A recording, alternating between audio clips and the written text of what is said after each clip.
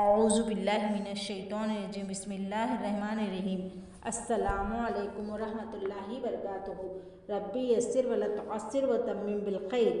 आज हम मुअन्नस अस्माए अशारा की कुछ और मिसालें लेंगे।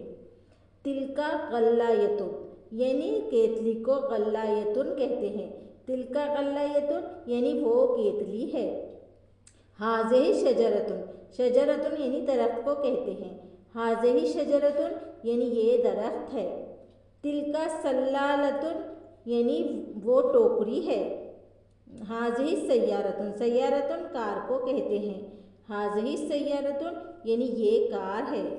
शाहीनतुन, शाहीनतुन यानी ट्रक को कहते हैं। तिलका शाहीनतुन यानी वो ट्रक है। नमलतुन, नमलतुन यानी चूंटी को कहते हैं।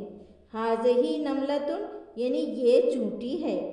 तिलका नहलतुन, ये नहलतुन यानी शहद की मक्खी को कहते हैं। तिलका नहलतुन यानी वो शहद की मक्खी है। आज के लिए इतना ही, आगे के एपिसोड में आपको बताऊंगी।